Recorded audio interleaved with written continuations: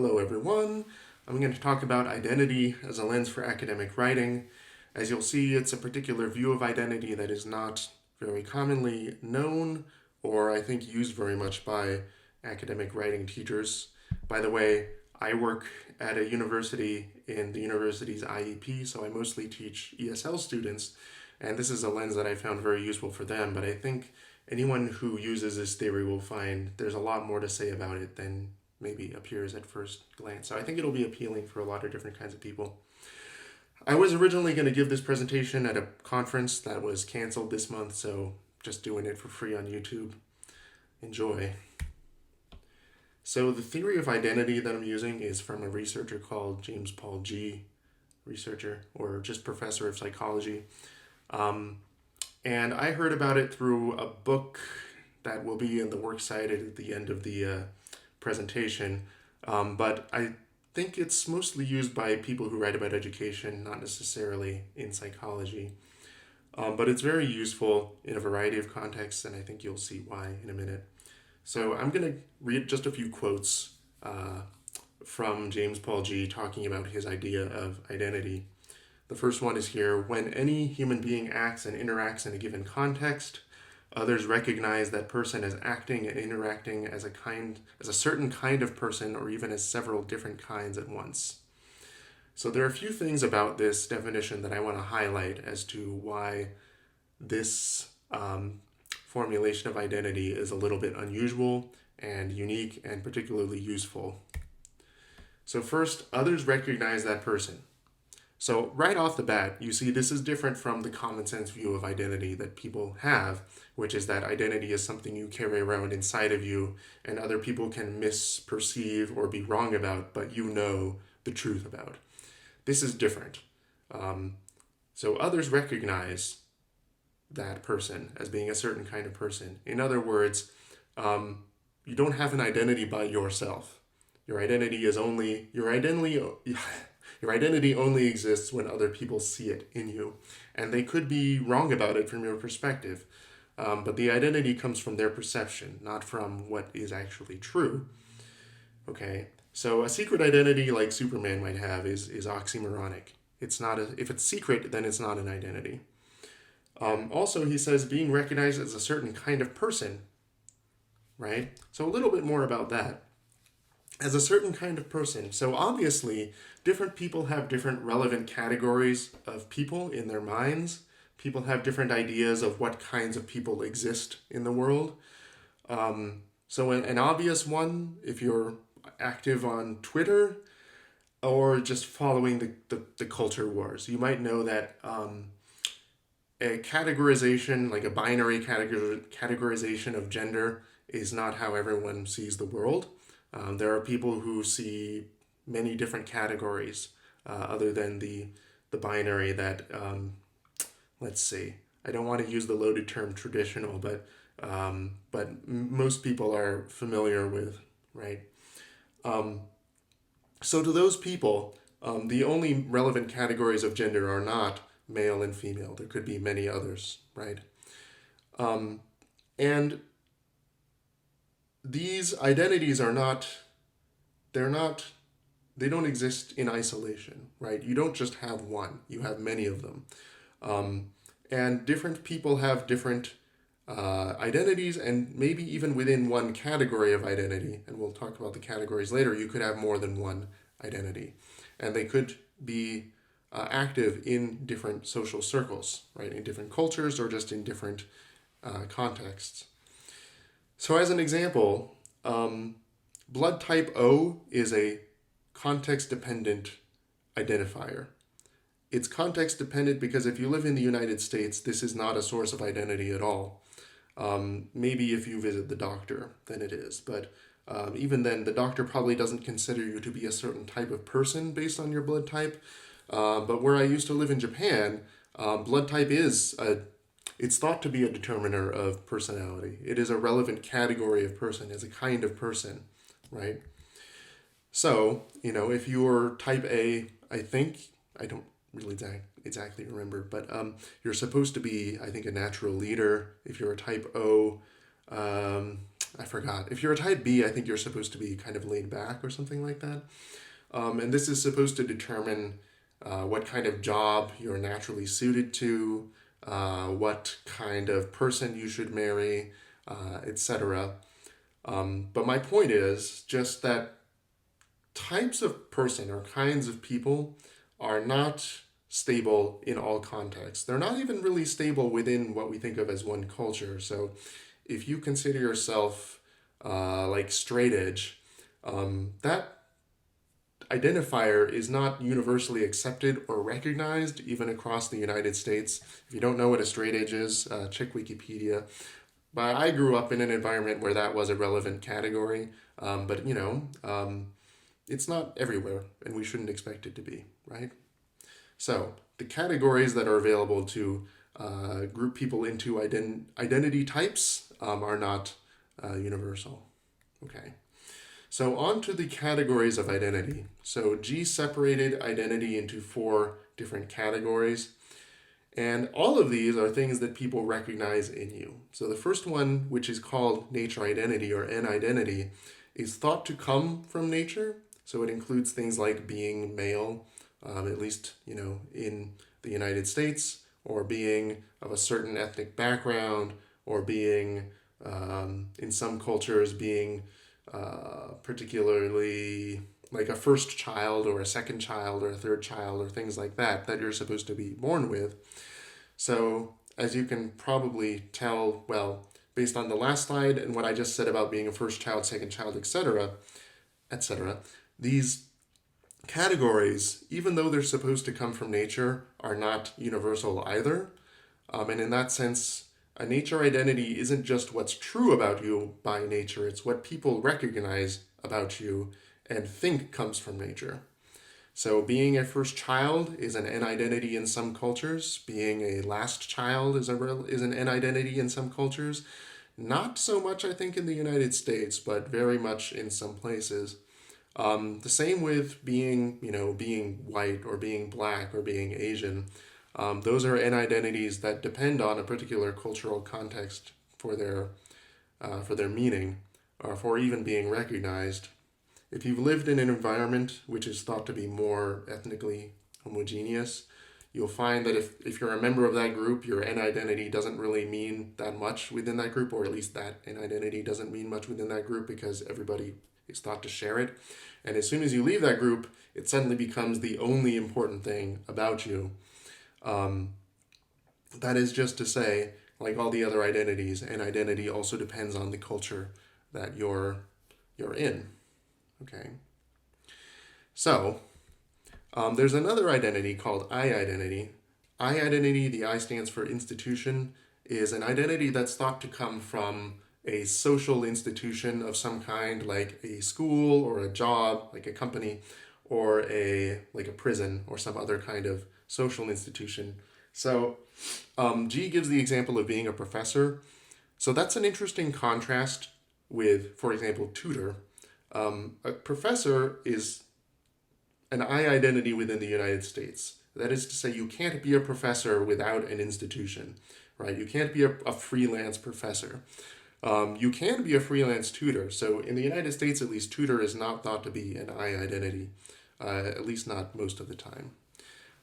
You can probably think of other jobs that have this kind of interesting contrast where one is an I identity that has to have an institution that comes along with it, and the other one is not.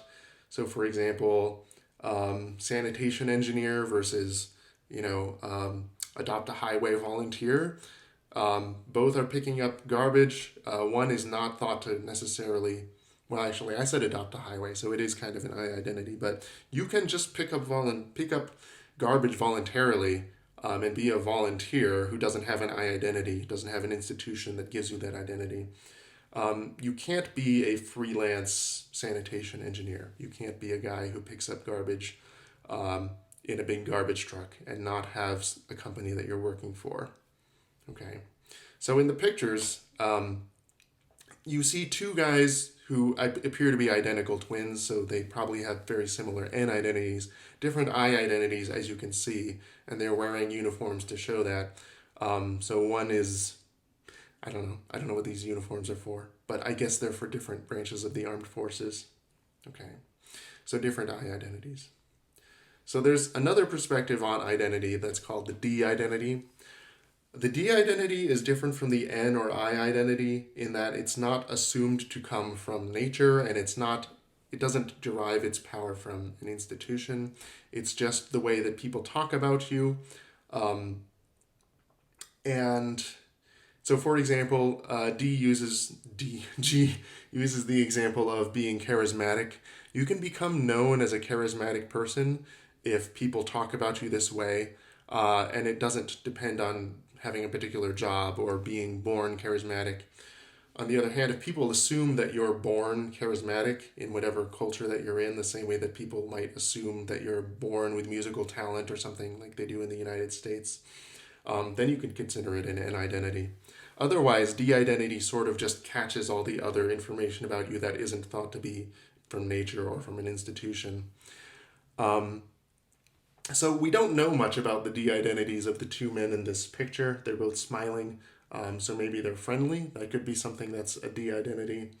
Or, they could be thought to be natural leaders, right? Based on, I don't know. Again, I can't read those. The badges that they're wearing on their chest, or at least the guy in the blue uniform is. And helpfully, so we don't know if these men joined the military voluntarily or were drafted. I assume they joined voluntarily unless this picture is really old. So that's an important fact about de-identity and I-identity. A de-identity and an I-identity can be a product of your own efforts. Like you can try to get a job as a professor and become a professor, or you can be sent to prison, in which case your I-identity from the prison as a prisoner was forced on you. You can also have a de-identity that's assigned to you in the same way. So, for example, the men in that picture might not want to be seen as friendly. They're just smiling because they're having their photograph taken.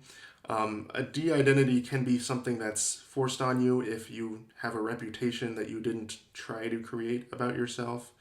Or, as often happens to my students, they become known for certain personality characteristics that they didn't intend to create the impression of. So they might come off as quiet by American standards, so they pick up the de-identity of being a quiet person, even though they didn't want to be seen that way. Or they could, in unfortunate cases, just have the de-identity form more or less directly as a result of the N-identity. So they'll walk into class and someone will say, oh, he's from China, therefore he must be quiet and studious, or something like that. So a de-identity isn't necessarily a product of your attempts to have people recognize your personality. It can be something that people see in you that you didn't want them to see, either because it was an accident or it's actually not true. Okay. So, the last category of identity, besides N, I, and D, is A, or affinity identity. So G describes affinity identity as membership in a group that shares a common interest. He uses the example of being a Trekkie, which is kind of funny. So if you're a member of a Facebook group, for example, that could be considered an A identity, and you get this A identity through your participation in practices that group undertakes together, right? So if you're a member of a Facebook group, it becomes, posting pictures of your dog or, your interest in black metal or something like that.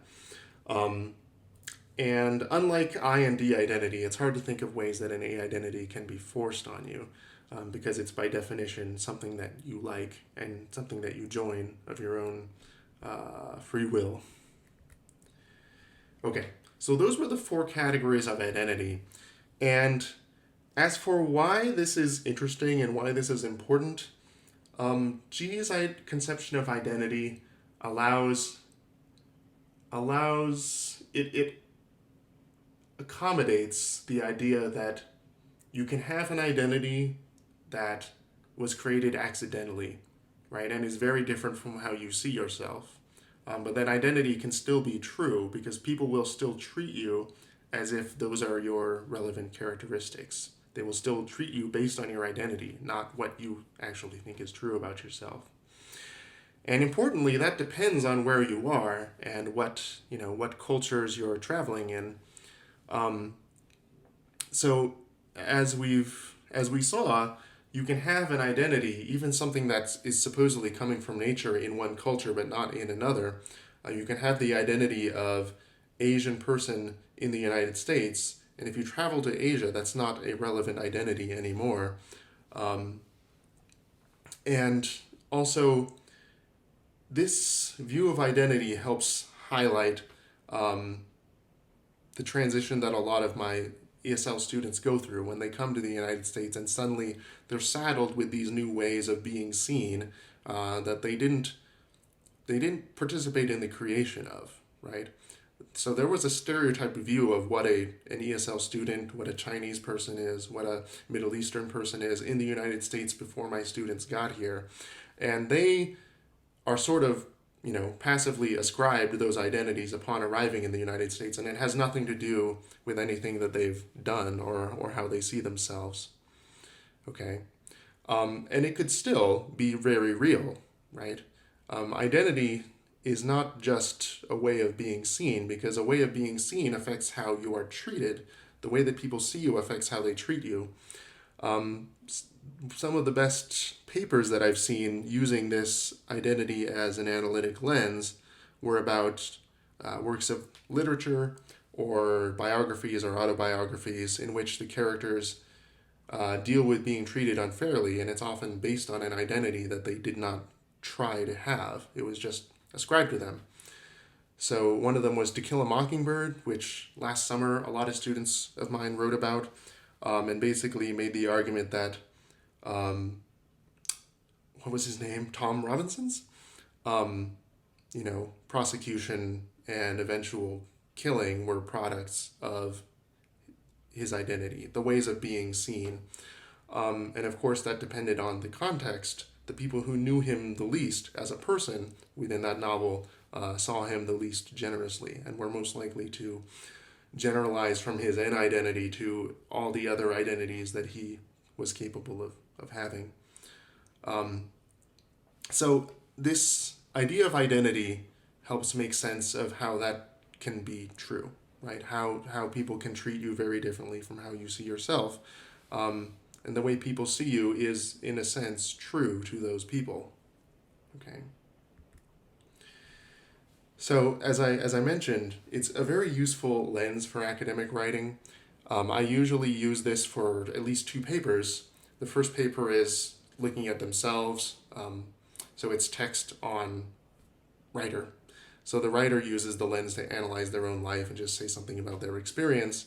And people often have a lot to say about their own lives. As I said, ESL students have all experienced some kind of conflict in their various identities. As a lens for a text-on-text essay, it's also very useful.